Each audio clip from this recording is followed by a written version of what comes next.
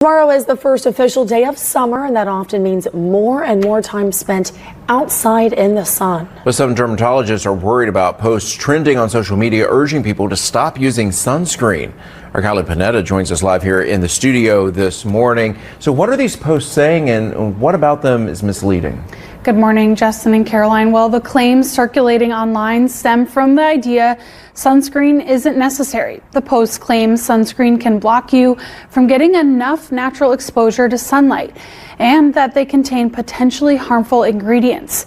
A dermatologist in Cary tells me she wasn't expecting to have to defend the use and benefits of sunscreen, but she does say there are some things you should keep in mind when using and picking a sunscreen.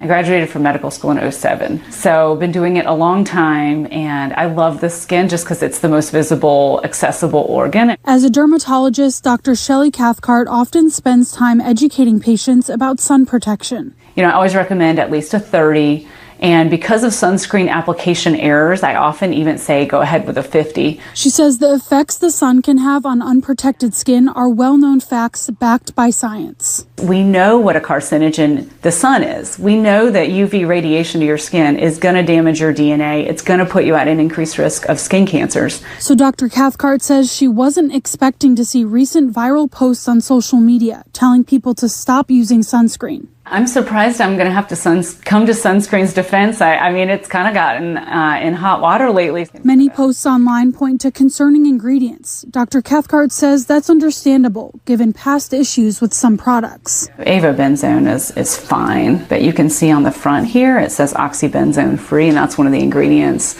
that has been linked potentially to being a hormone disruptor. So a lot of people prefer to avoid those kind of sunscreens. She also encourages people to wear clothes that cover your skin as much as you comfortably can, and to spend time in the shade when possible. But even those precautions aren't 100% effective. So Dr. Cathcart says people shouldn't just stop using sunscreen, adding, like most things, it's important to read the fine print. There have been some safety things that have come out in the past few years that do need to be addressed and paid attention to. So it's not without cause. We do need to pay attention to what we're putting on our bodies.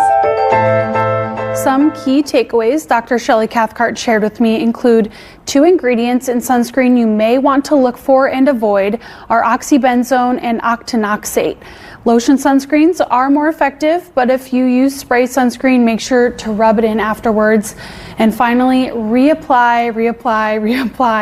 She says you should be reapplying your sunscreen at least every 2 hours. As someone that looks at the sun from inside and gets a new mole, I can tell you it is very important. I'm with you. Yeah, I mean, it can really damage your skin, especially if you're out in the sun at a young age. Right. Kylie, great information there. Thank you. Now, Dr. Shelly Cathcart does say another common misconception is people with darker skin tones that they don't need to use sunscreen. Yes, she says it's true that some skin cancers are not as common among people with darker skin tones, but she adds everyone can benefit from sun protection.